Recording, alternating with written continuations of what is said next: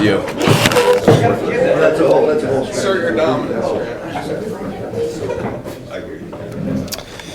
Let's see. Welcome to the Conscious Contact Group of Alcoholics Anonymous. My name is Grant, and I am an alcoholic. Hi, Grant. This is a 1-hour speaker meeting that meets every Saturday evening at St. Paul's Lutheran Church at 8:30 p.m. in Doylestown, PA. We record all speakers so that others may benefit from their message of recovery. If you wish not to be recorded, simply ask. This is an open meeting of Alcoholics Anonymous. The group would like to welcome everyone, especially newcomers. Is there anyone new or from out of town that would like to introduce themselves with their first name?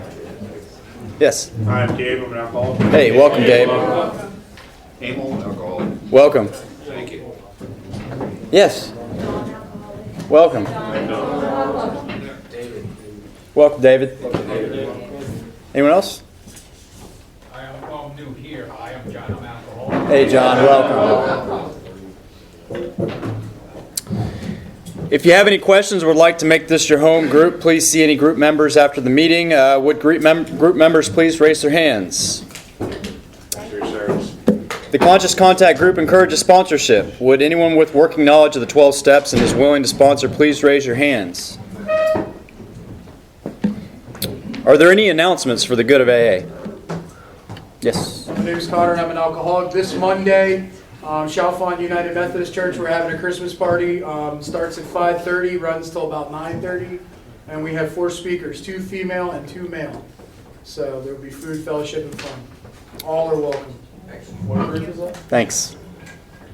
Yes. Yeah, a rich alcoholic. Hey, Rich. Hey, Rich. So we're having an alcohol on Christmas Eve and Christmas Day. I'll have flyers here next week with the details, but right down the road in the road, okay? Great. Thanks, Rich. Thank you. Thanks. Anyone else? We have meeting lists and big books on easy terms. Please see me or any home group member after the meeting. If you cannot afford a big book, the Conscious Contact Group will give you one at no charge. Anyone willing to make donations for the purchase of big books to help those who can't afford them can put donations in the jar on the table marked Big Book Donations. If you would like a CD of any speaker, past or present, see me after the meeting. They are available free of charge as well. We always need help, so if you'd like to get involved with this meeting and group, please see me or Ron after the meeting. This is the AA Preamble. Alcoholics Anonymous is a fellowship of men and women who share their experience, strength, and hope with each other that they may solve their common problem and help others to recover from alcoholism. The only requirement for membership is a desire to stop drinking. There are no dues or fees for AA membership. We are self-supporting through our own contributions. AA is not allied with any sect, denomination, politics, organization, or institution, does not wish to engage in any controversy, neither endorses nor opposes any causes. Our primary purpose is to stay sober and to help other alcoholics to achieve sobriety. I've asked my friend Anthony to come up and read the AA 12 Steps of Recovery. Good evening, everyone. My name is Anthony. I'm an alcoholic. Here are the 12 steps of Alcoholics Anonymous. 1. We admitted we were powerless over alcohol, that our lives have become unmanageable. 2. Came to believe that a power greater than ourselves can restore us to sanity. 3. Made a decision to turn our will and our lives over to the care of God as we understood Him. 4. Made a searching and fearless moral inventory of ourselves. 5. Admitted to God, to ourselves, and to another human being the exact nature of our wrongs. 6. We're entirely ready to have God remove all these defects of character. 7. Humbly asked Him to remove our shortcomings. 8. Made a list of all persons we had harmed and became willing to make amends to them all. 9. Made direct amends to such people wherever possible, except when to do so would injure them or others. 10. Continue to take personal inventory, and when we were wrong, promptly admitted it. 11. Sought through prayer and meditation to improve our conscious contact with God, as we understood Him, praying only for the knowledge of His will for us and the power to carry that out. 12. Having had a spiritual awakening as a result of these steps, we try to carry this message to alcoholics and to practice these principles in all our affairs. Thank you.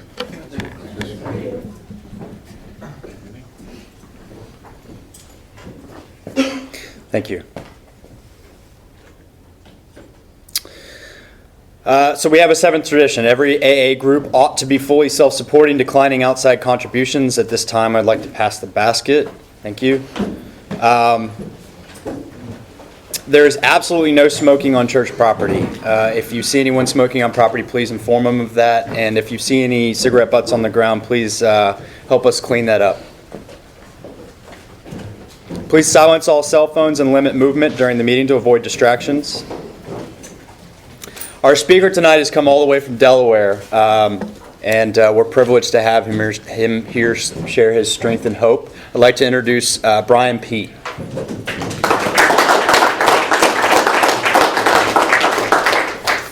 So my name's Brian, I'm an alcoholic. Hey, Brian.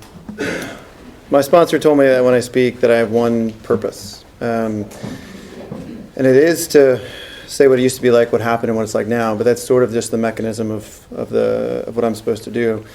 My only purpose, really, when I get up here, or when I go to an AA meeting, when I stick my hand out to the new alcoholic or to anybody, is to deliver a message of hope. So if I get that out of the way first, then I know I didn't screw it up. So the purpose of these meetings, which I didn't understand for a long time when I was in the rooms, the purpose of this meeting, and the purpose of any AA meeting, in my humble opinion, is so that somebody can walk in off the street that doesn't have a solution, that's desperate, that's tried everything else, that's either going to drink or blow their head off. They can come here and they can find a group of people that found a way out and hear a clear message, a consistent message every time that they can get out to.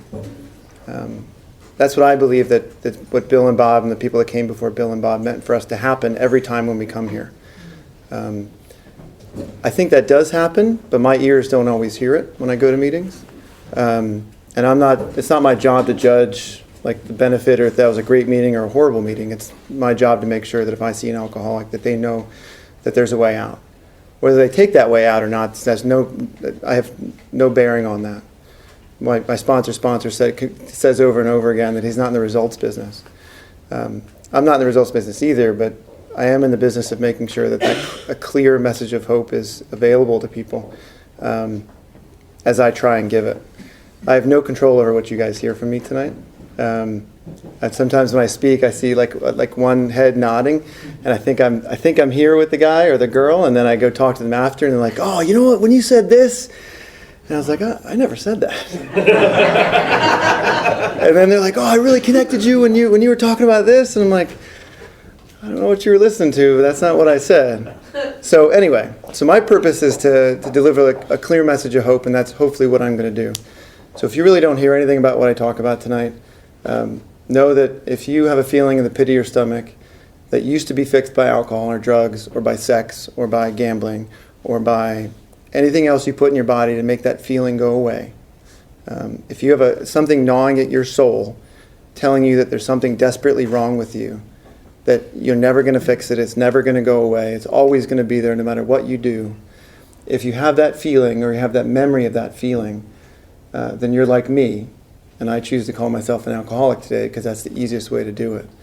And the easiest way to get rid of it is by going through these steps to get what we're supposed to get. And when Anthony, I think, read the 12 steps, Anthony, right? With the 12 steps, I'll give you my qualifier in a minute.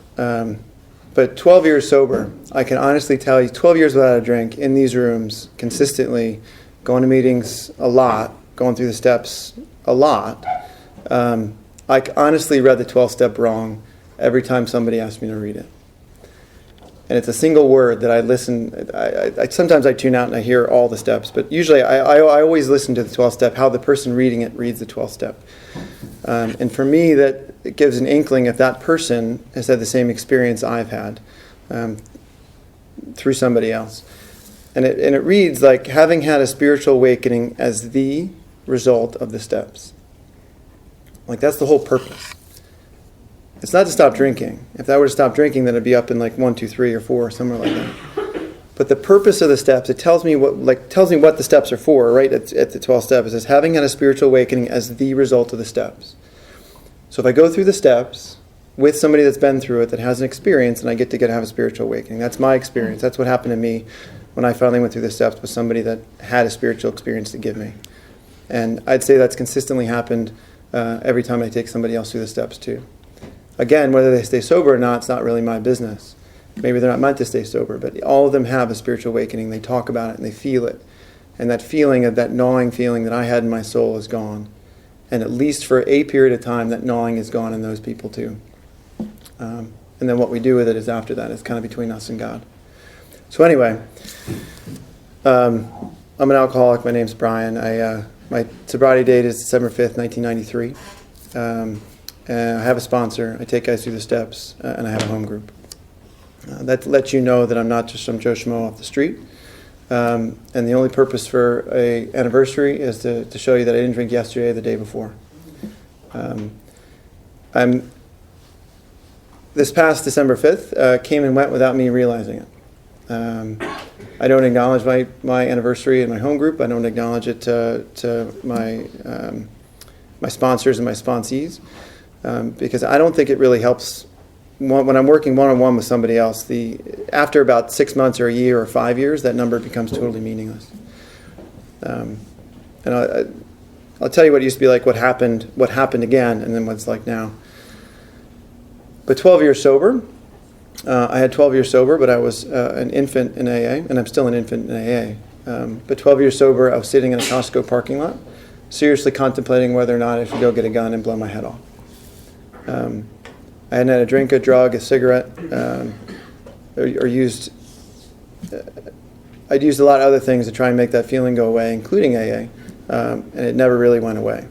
And the reason was I was kind of hanging out in these meetings, I was hanging out in these rooms, I was drinking your coffee, I was reading your steps, I was sort of involved in the periphery, but I didn't really understand where this program came from. I didn't understand the 12th step.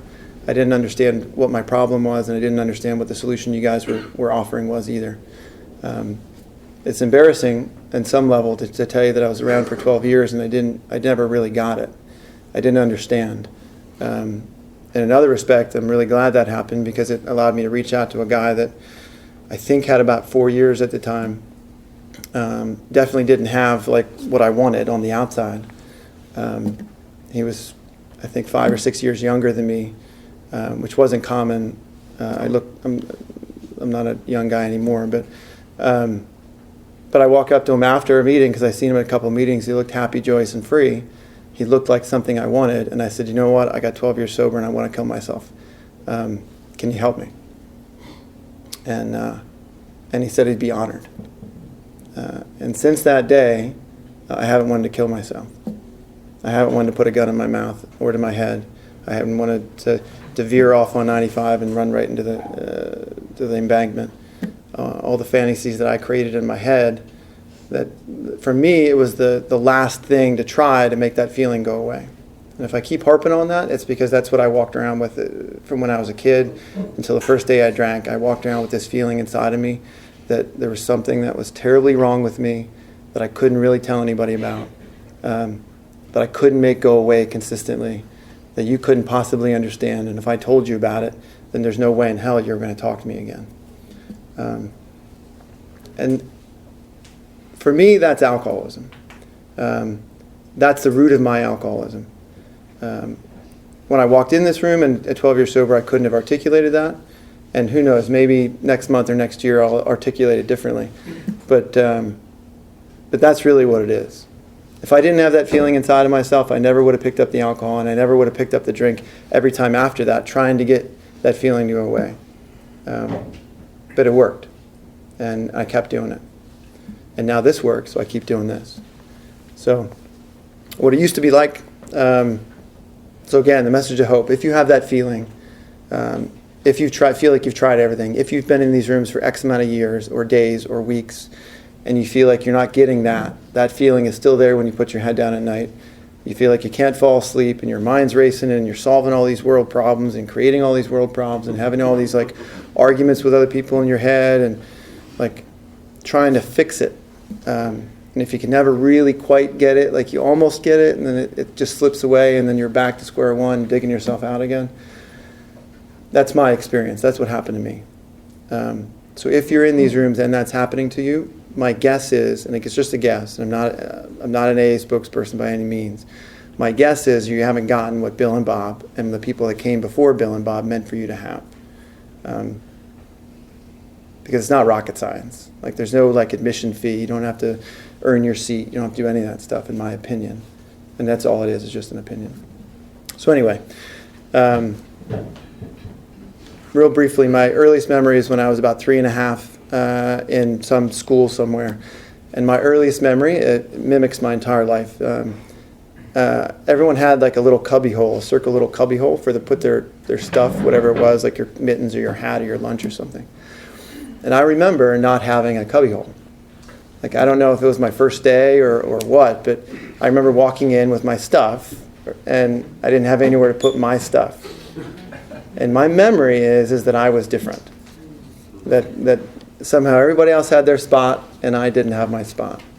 And that memory rode with me for as long as I can remember. When you're a kid, when you're 3 and a half, you don't drink. But when you're 3 and a half, this is what... I'm going to use language now and apply it to then. You guys can do what you want with it. When you're 3 and a half, you use things that are available to you to make a feeling inside of you go away. It's usually praise from your parents, praise from your friends, either getting in trouble at school or doing great in school. And I tried all those things. And for a while, the luster would work. I would feel great. My parents would love me. My teachers would love me. My friends would look up to me, or so I thought. And then I would worry again. I would worry I wasn't good enough, or that my clothes weren't good enough, or my house wasn't good enough, or my friends weren't good enough, or you were thinking of me, or you weren't thinking of me. And you guys know the story. And that was pretty consistent all the way up through grade school. All my memories, I remember feeling the outside. I remember feeling that I wasn't good enough, whatever that means. And I think that's normal feelings for kids to have. Like when you talk to non-alcoholics, the people that don't like run their life off course, they have those feelings too. But somewhere along the line, they realize that everyone has those feelings and they're not any different. And they go about their life and they find their place. Some people find their place in churches, in the main part of church. I was having a conversation with my dad, and because he finds this in church, in the other room. And I said, you know what? I've never felt the presence of God in church. And he goes, what do you mean? You go to meetings all the time in church. And I was like, you're right. I've never felt the presence of God, or felt like that feeling that I'm talking about, that feeling in the pit of my soul. I've never felt that feeling go away in the other room. When on Sunday or on Saturday night, when people come to that room over there, they come for the same reason we're here. They go to make that feeling go away over there, and that works. It works for them. It never worked for me. I come here, and I feel connected to you guys. I get connected to my higher power through you guys, and that feeling goes away. So I think growing up, some people get rid of that feeling in church. Some people get rid of that feeling in all kinds of different places. It never clicked for me until I was 12, 13, and I took my first drink.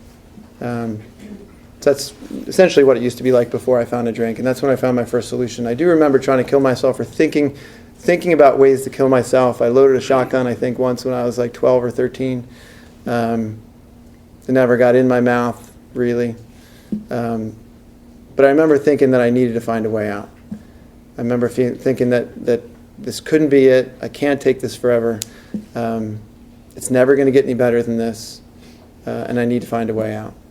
And at 12 or 13, my older brother, who's also in the rooms now, took me to a party, and I took a drink, and I did get that white light experience for the first time then. I could breathe. I could look at people in the eyes. But that really wasn't all that important to me. Like fitting in with you guys wasn't terribly important to me, but making that feeling inside of me go away was extremely important to me. And that feeling went away almost immediately. I got sick, I threw up, and when I woke up the next morning, still at the place where we were, I remember thinking like wow. And it sort of happened like what happens for some of you, I imagine, when you leave here, hopefully. When you leave here, is if you walked in here with that feeling that I'm talking about, in the pit of your stomach, that something's wrong with you, that there is no hope, usually for the first 12 years, I would leave a meeting, and somewhere between here and my house, I would get relief. Like I would feel hopeful. I would feel like, you know what, I'm not the only person that feels this way, that maybe it'll get better. and then I'd walk in my house, and then I would go back to doing, like, my mind would begin again.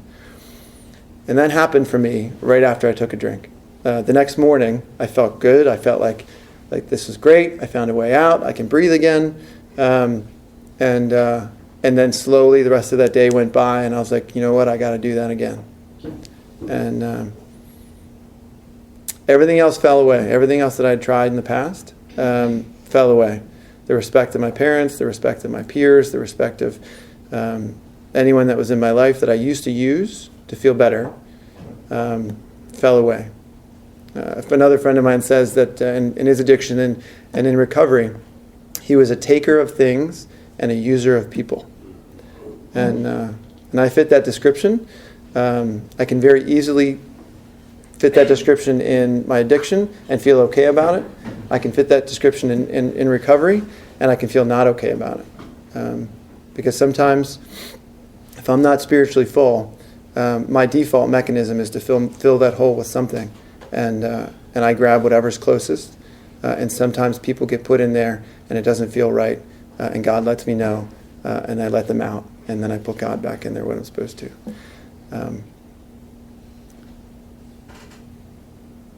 So from that first drink, all those other things that I used that were very important in my life started falling away. In hindsight, all I cared about was making that feeling go away. And if you're like me, no matter what you do, when I put my head down at night, it's just me, and that's a very uncomfortable position. So I'll do whatever it takes to make that feeling go away. And everything fell away. My girlfriend, my mom, my dad, my brothers, my school. And again, I realized that my story doesn't, it's not real glamorous. I don't have like a lot of drunk stories. I don't have a lot of lockups. I don't have a lot of like shootouts. I don't have any crazy stories involving celebrities. You guys probably, there's a fair amount of you people in here that spilled more than I drank.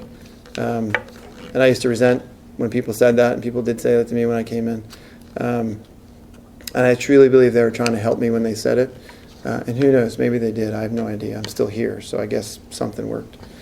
In hindsight, I drank as much as I needed to not blow my head off, to come in here, to hear something that might work a little bit better, and to get me to put the drink down and not put the gun in my mouth and listen to you guys for a while. That's essentially what happened. My last drink, it's not terribly glamorous. I drank almost 2/5 Absolute, back when Absolute was the was the only real, it was like Smirnoff and Absolute, and that was it. And Pop Off. So I had some money that night as a 16-year-old, and I drank 2/5 of Absolute minus a couple of shots from my girlfriend at the time, and got caught at some dance drunk, and they said either like rehab or you're gone, and I said shit, let's go to rehab, and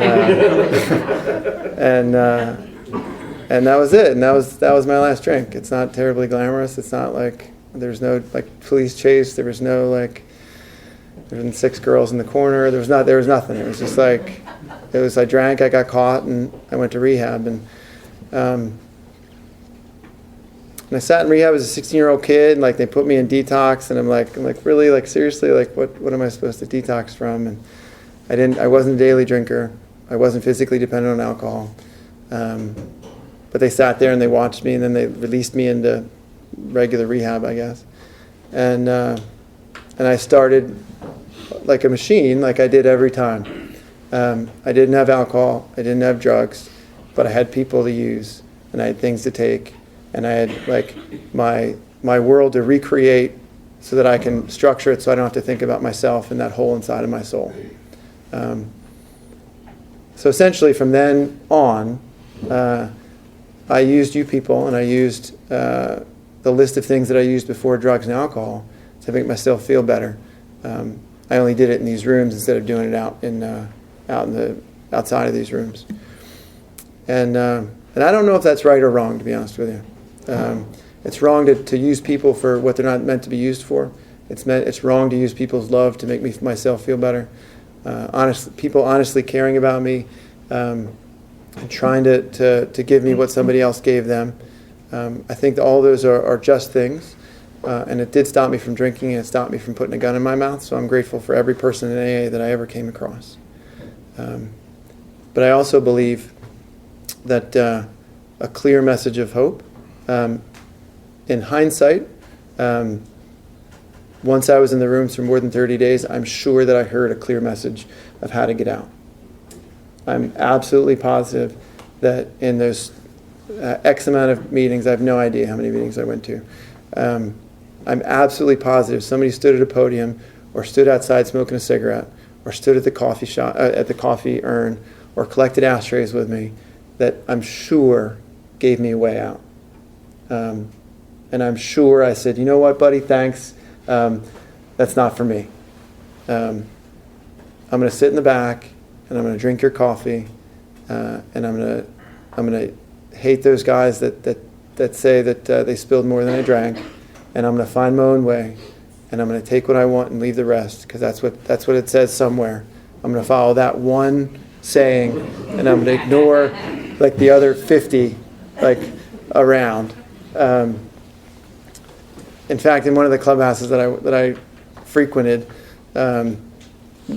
take what you want and leave the rest was a black and yellow print. I don't know if you guys have seen this, in the shape of a keg. There's like an outline, and it's a perfect like keg. To me, in my eyes, it was a perfect keg. In reality, it was probably a yellow line around a saying, but I saw like a keg that said, take what you want and leave the rest. And I was like, you know what? That big book and those steps and I think I'm okay. Like, they tell me all I got to do is come to meetings and I'll be okay. That's the message that I heard. That's the message that is available. And if you come to meetings and you go home and you're okay, then by all means keep coming back and keep doing that. Keep doing exactly what you do, because it's better than before. And that's the message that I didn't have when I finally really got what I believe what I was supposed to get. And I carried the torch for a while, and I banged on tables, and I said, you're doing it wrong, and you know what? I don't know. I'm not an AA guru, and I really have no answers. All I know is how I got out. I know what I experienced as I was going through, and maybe it's right, maybe it's wrong. But what I do know is that I heard a clear message of hope in the first 30 days that I was in the rooms, and I actively chose not to take it because the pain wasn't great enough. And there was still a whole laundry list of things that I hadn't used to make myself feel better, and I needed to try them all. I needed to try actively using women to make myself feel better. I needed to actively try gambling to make myself feel better. I needed to try education to make myself feel better. I had to try money to make myself. I mean, the list goes on. I mean, I can say anything that you can possibly use to make myself feel better, and I used it. I mean, I used like therapy to feel better. I used like driving to feel better. I mean, everything. I use things for what they're not intended to be used for. All of the things in this world have their place. I just don't know how to use them. So I bounced from sponsor to sponsor, and I went through the steps, start to finish, probably 8 times, 9 times maybe, from 1 to 12, as outlined in the big book that I thought the guy that was taking me through the steps, and I only went through the steps as men because that's what they told me in the room, and it never even occurred to me that how the first woman got sober. Like how could that happen if there's no woman to get her sober? Then and it never even occurred to me that something happened before Bill and Bob came by.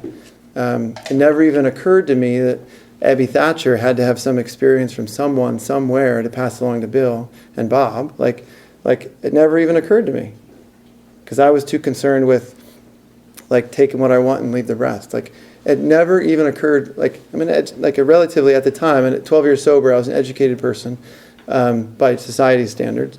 It never occurred to me did Evie just fall out of the sky and show up on Bill's doorstep? Never even occurred to me. So I went through the steps with guys that were really trying to help me, that were really trying to give me the experience that they had, And I truly believe that I did get the experience that they had. And unfortunately, that didn't fix my problem. All of them are well-meaning people. I talked to them today. I hang out with them today. Some of them stayed with that experience and they're happy, and some of them have continued searching and had a similar experience to me. There is a whole gamut of people that come to AA meetings. That's what I found also as well. Some people are heavy drinkers. Some people are problem drinkers. Some people are alcoholics. And some people are other. And my responsibility is to deliver a clear message of hope, because I believe that I'm an alcoholic.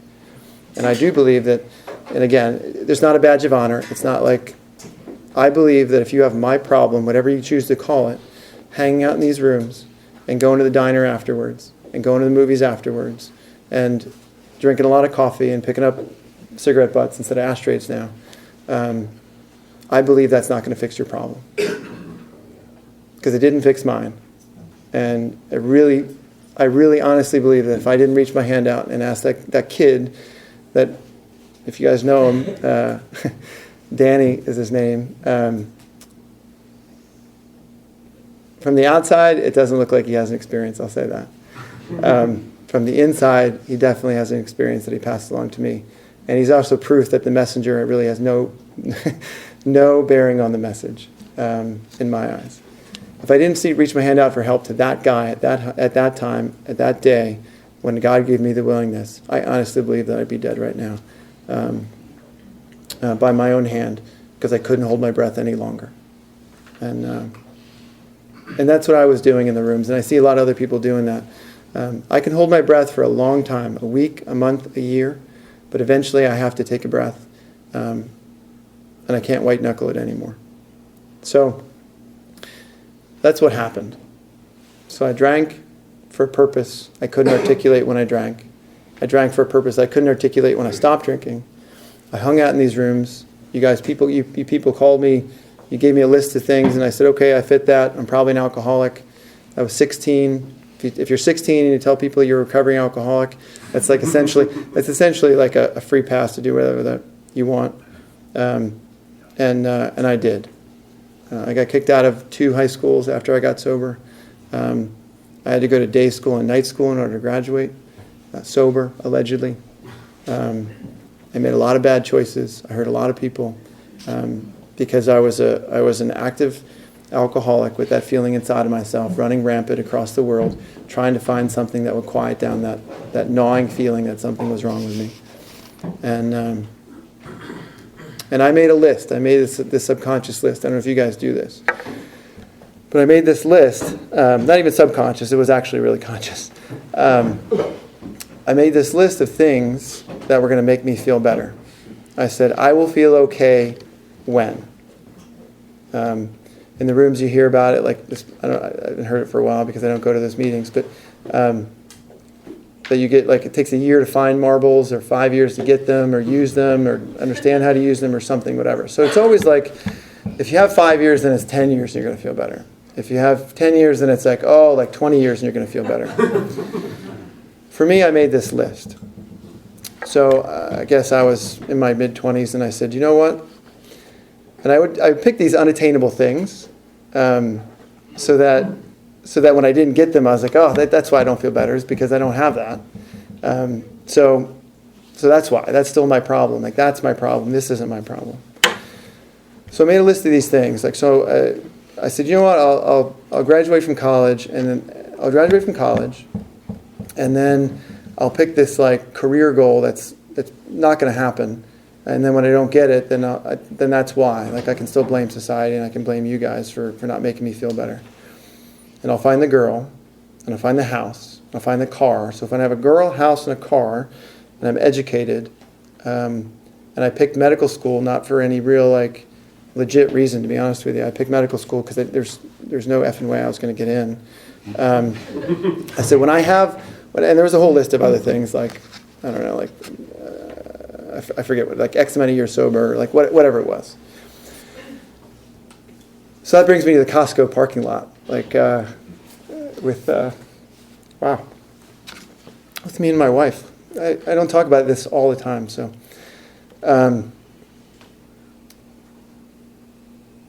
So we were sitting at Costco, of all places, because, of course, you can find whatever you need to be happy at Costco. And so we were sitting there. I remember the car we were sitting in. I remember the parking spot we were sitting in. And I said, I feel numb again. And I would go through these like spouts that I would just feel like totally numb, like a zombie. And I think it was probably my soul's like defense mechanism, so I didn't get too low and think about killing myself again. So I said I feel numb again to my fiance. I think she wasn't my wife at the time, and I said it'll be a couple of days, and then I'll feel better, and then I'll be back to myself. And I would literally walk around like just totally numb. I'm sure you guys are familiar. And like I don't feel good, I don't feel bad, I don't feel motivated, I don't feel not. I just feel like I'm a zombie. And I honestly, I'd accepted my perception of these things that lasted for like a day or two, like every 6 months. I thought that was like, it's not too bad. Like it wasn't like these huge manic depressive episodes that other people talk about. It wasn't like horrible, but I would just like go numb for 2 days every 6 months and I'd be okay. And my wife said, well, she said, it's been like 2 weeks now. And they don't happen every 6 months. They happen like every other month at least. And sometimes you're not just numb. Like she goes, you're really like you're really out there. She said, I love you, but like what you see is not what's actually happening, essentially is what she said. And instead of me like kicking her out of the car or getting pissed off, or saying like, oh, you're crazy, you know what I mean? Instead of like at that second, I said, you're right. I've been thinking about killing myself again. I should be happy right now, and I'm not, and I don't know why. And she's not alcoholic. She's a regular person. When I say she's a regular person, she's connected to God in her own way. And I said, I'm supposed to be happy. And I went down my list, like verbally with my wife. I said, I'm driving the nicest car I've ever had. I have more money in the bank than I ever have. We live in a nice house. You said yes. We're going to get married. And I got into medical school. I got into medical school maybe a couple months before that.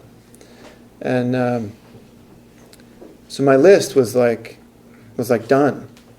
I said, I've been through the steps 8 times, 10 times or whatever it was. And then so it's 8 or 10 times completely through, and then another 15 half, I'm going to do it again this time, and then I trail off after 4. So I said, I got nothing. And I said, I've tried everything. Apparently I'm not just an alcoholic. I'm alcoholic and I'm something else. I don't know if any of you guys have ever said that, but I did, and it turns out I'm not. I'm just an alcoholic. Maybe you're different. I have no idea. Probably not. I used to say, here in the meetings, I'm not a doctor, but I am a doctor. And but still, maybe you are an alcoholic and something else. But probably not. If you're in these rooms, probably not. But again, if you're doing whatever you're doing, if you can put your head down at night, go to sleep well, wake up in the morning, look at yourself, and be connected to God, and keep doing exactly what you're doing. I swear, I'm not asking or telling or advising, or I'm not telling anyone to do anything other than what you're doing if you're happy. If you're not, then maybe there's something else in the rooms that the rooms have to offer that maybe you haven't gotten to yet. And that's the message of hope that I needed, that Danny gave me, that I try and give when I speak, or when I'm outside, or I'm at the coffee shop, or when I'm at the gas station, or when I'm at the supermarket, or wherever I am. That's the message I try and give. Because I truly believe that other people, life people, non-people, people that didn't pick up a drink to fix that problem, walk around with the same problem we have. The thing that binds us together in this room is that alcohol worked for us for X amount of time, and then it stopped, or the social ramifications of alcohol were too great, to fix the problem anymore. And then we came here. That's what I believe. So anyway, we're sitting at Costco, and I run down my list, and she said, "What are you going to do?" And I was like, "I don't know what I'm going to do." And I said, "Okay, I'm going to commit to two things. I'm going to go back to therapy again, 12 years sober. I'm going to go." I said, "The only two things I know that I can do," and in my mind there was a third, which was blowing my head off. That was always like the backup plan. It's a pretty solid backup plan, I think. That's my best thinking. I was going to go back to therapy to the guy that had helped me out before, that I think honestly did what he could with what I gave him. And I'm going to go back to new meetings and find somebody new that can help me. And I'm going to try it again. I went and saw the psychiatrist or the psychologist, and he said, I don't think I can help you. I can put a bunch of diagnoses on you, and you meet criteria for everything, and I can tell you I've looked at all the psych diagnoses, and I meet 90% of those criteria. So if I really want to put a name on this, there's plenty of them in a book that I can put a name on. The problem is that treatment for those things that I put names on don't work for this thing that's in here. And that's really my problem. That happens to come out up here. And I'm going to go back to the room. So I went to a new group of meetings that I'd never been to before. And I heard this guy talk. I didn't hear his story, which was kind of interesting, because I don't really understand, and I don't go to a lot of open discussion meetings, so I don't know. Okay. So I don't know where the spark was. I don't recall, and maybe that was part of God just directing me, because I didn't hear a story until maybe 5 years after I asked him to be my sponsor. But he was younger than me, had less time than me, was not a pillar of the community, and I asked him to take me through the steps, and he said I'd be honored, and then he said three things to me. And these same three things, I'm not going to go through the steps, so don't worry.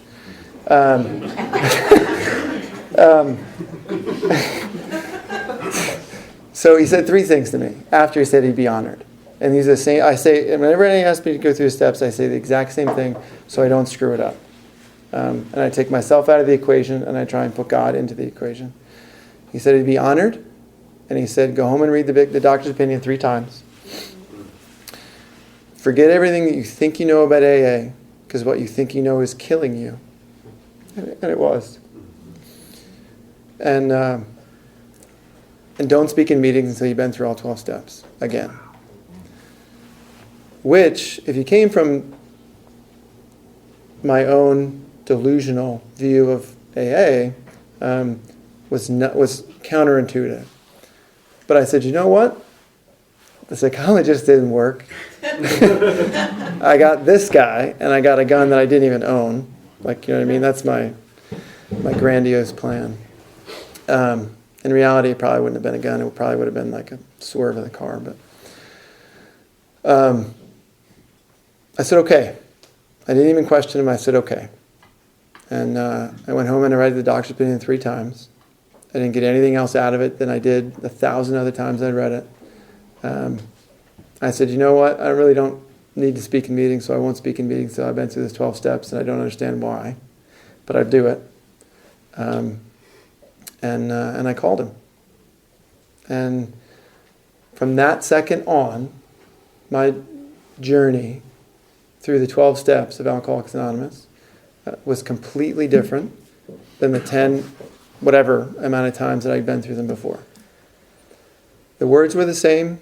The steps are the same. The big book didn't change. The first portion of the big book didn't change. What changed was a guide was taking me through the steps with the knowledge of what our problem was, how this came to be printed, and he'd already gotten out. He was already spiritually awake. He was spiritually awake, so he had a chance to deliver a message of hope and a message that had depth and weight that could wake me up from my spiritual sleep that I'd been in since I was 3.5. In all fairness, I had brief periods of time where I went to a really good meeting in those first 12 years, that I had these little flickers of balance, what I thought were like my life being balanced, and I felt okay, and I felt connected to God, and I felt connected to you guys. But that feeling never really lasted for more than maybe 12 hours.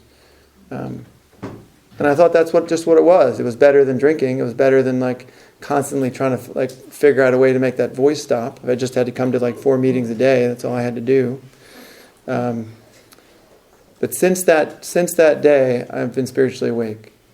Different levels. Sometimes I doze off and then I wake up again and doze off and wake up again. Sometimes God shifts me in one direction and then I need to go back in the other direction. But I can say consistently since that time, I haven't wanted to put a gun in my mouth. When I put my head down at night, I can live with who I see when I close my eyes. And I know that when somebody walks in this room and says, I don't know what to do, I've tried everything, I can't stop drinking, my life is horrible. I know what to do. My sponsor prepared me to help the next girl or man, and I have taken women through the steps, and if you guys have a similar experience to me, and there's a couple of, like all I need is a couple of nods to think we're okay. That's okay. I've taken non-alcoholics through the steps, and they get the same experience we get.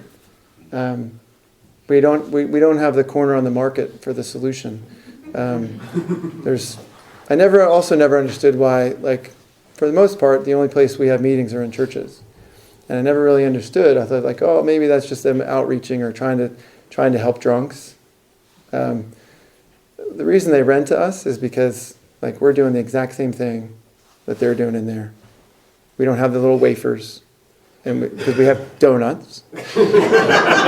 like in all seriousness, like we have donuts. We don't have wine, but we have coffee, right? We don't have a priest, but I'm standing up here with a tie on. You know what I mean? We don't sing, but we nod. Like, you know what I mean? Like, it's exactly the same. I didn't see that because I wasn't here to find God. I was here to get sober. I was here to stop drinking. I was here to figure out my life. I didn't understand any of that because the person that took me through the steps didn't understand it. The people every person that took me through the steps honestly cared for me, and they gave me their time, and they gave me what somebody else gave them. And maybe half of those people along the way got exactly what they needed. I don't know. I do know that 12 years in, it wasn't good enough. I was going to walk out of these rooms. I tried everything on my list. All the good stuff, all the bad stuff, all the stuff that society says is okay. The workaholic, the achieving, the material stuff, the education. Like, I tried all that stuff. I tried all the stuff that society said isn't okay. Like drinking, drugs, gambling, sex, stealing, deceit. I tried all that stuff, and that stuff didn't work. I was still left with me. I was still left with that hole. And I tried everything you guys had to offer, I thought. And it was still there. So I was like, all right, I'm done then. I got nothing else. So if you've done that, there is something else. And at least one person in this room besides me, if you don't like what I said, that's fine. At least one person in this room has the experience that I'm talking about. Has the experience that Bill and Bob is meant for us to have. And more importantly, the people that came before Bill and Bob meant for us to have too. It still baffles me that, like, so I got kicked out of a couple high schools. I never took the SATs. I almost didn't go to college. I was going to, one of my other fixes, I was going to move to Arizona with this girl. Why Arizona? I have no idea. I've never been there. She didn't even move to Arizona, so I don't even know why that was going to, like, happen. And on the last whim, I was like, all right, shit, like, sorry. Like, I'll take classes. And that's how college started for me.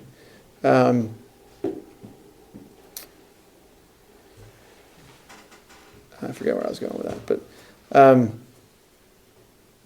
I tried everything else, and it didn't work. And that's how I got here. So it baffles me. That's what it was. So it baffles me that it never even occurred to me that this just didn't appear. It wasn't magical. And that's what I'll spend just a couple of minutes, like 2 or 3 minutes. So for people that Ebby had to come from somewhere, And he had to have a message to deliver to Bill. And then Bill had to have a message delivered to Bob. And then I'll get back to me, and then we'll be done. So my sponsor told me, and then of course I had to back it up by reading about it. Bill just didn't meet Bob in some random parlor. That was orchestrated by people that had this experience, that were giving it to people that were not alcoholics, trying to help people find God. That's it. I think Bill wanted the word God in the big book, and they decided to take it out and put higher power. So at least a quarter of the people in the room know like the history of AA before AA. AA could not exist without the people that came before AA.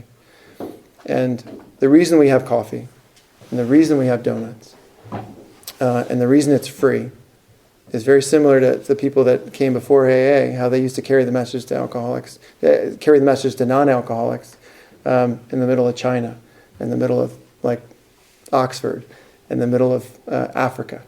They were just trying to carry a message of hope, a message of God to people. So they would feed them, they would bring them in on Sunday, Saturday, Tuesday, Friday morning. They give them a meal, they give them something to drink, and while they were eating, they would give them a message of God. They would give a message of the Bible or whatever word you want to insert there. So that's why good meetings have donuts. That's why almost every meeting has coffee, and that's why we don't charge for it. It's because the people that brought it to Bill and Bob, that's what they did. If I didn't understand like what they were trying to carry to Ebby, and if what Ebby was trying to carry to Bill, if I didn't understand that, then even going through these steps, I probably didn't have a good shot at getting whatever they got. In hindsight, that seems pretty obvious to me. When I was doing it, I had no idea. But it was there. The history's there.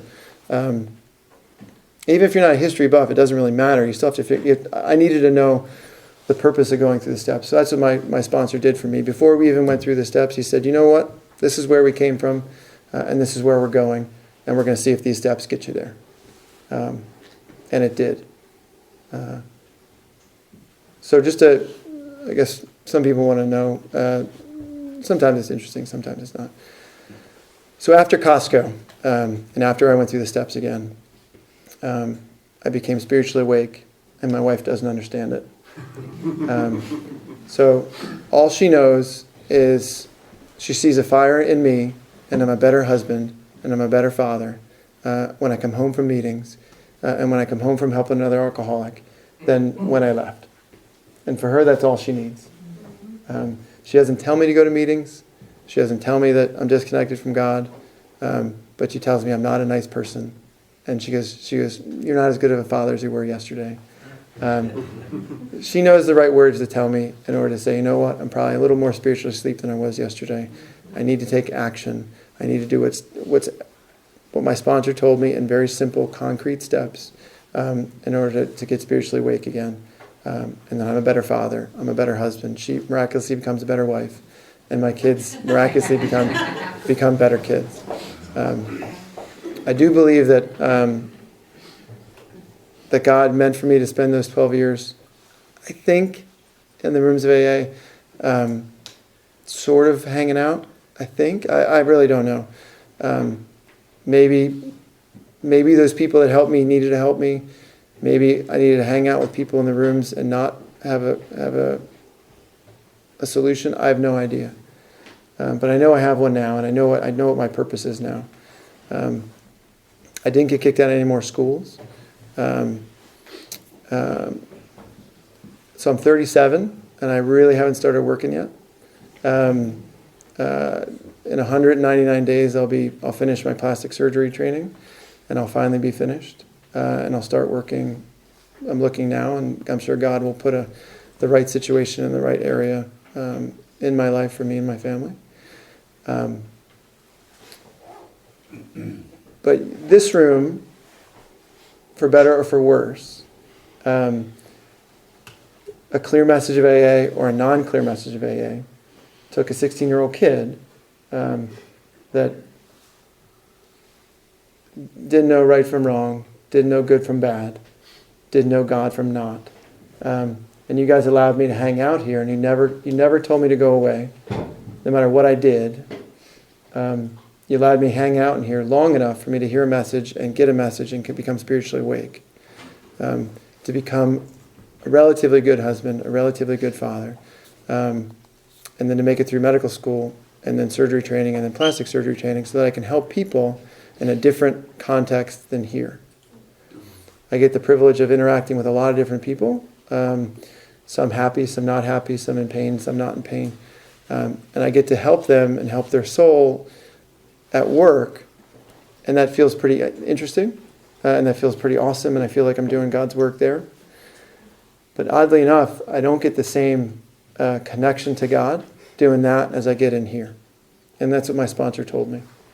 My sponsor told me that regardless if once you become spiritually awake, once he became spiritually awake, regardless of what he did outside of the rooms of AA, he can touch people's lives, he can take people through the steps that are not alcoholics, and they can become spiritually awake and find God, and then help other people that are also not alcoholics.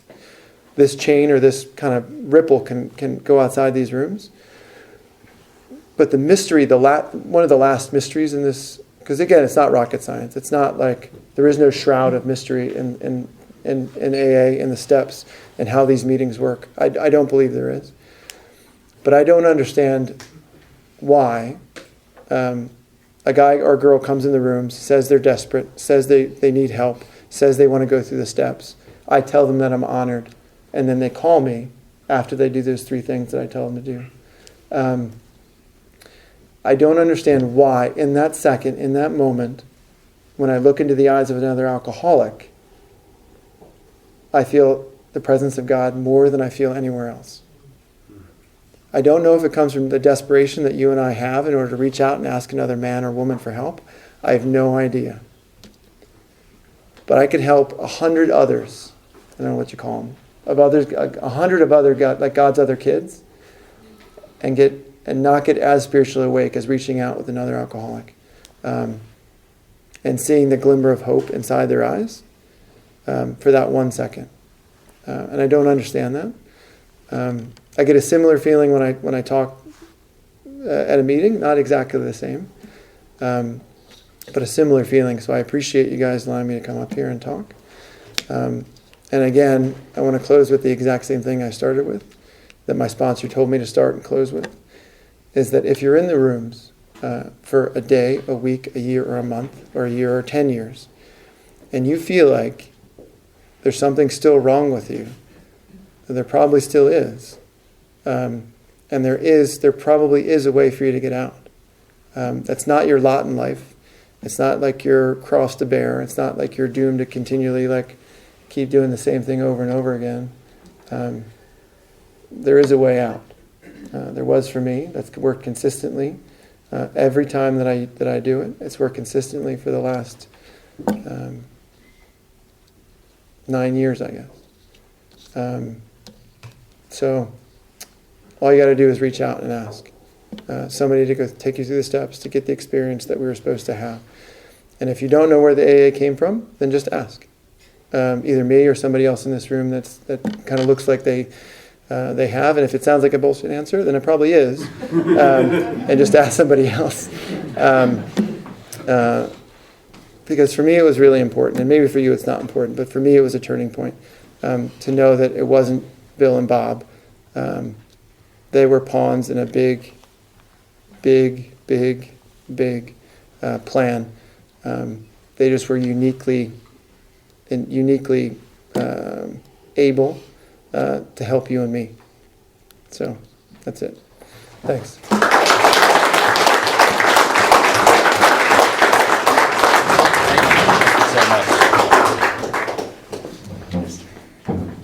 Wow, time really flies with a great speaker. Unfortunately, we are out of time. Please join me in thanking Brian again. That was very important.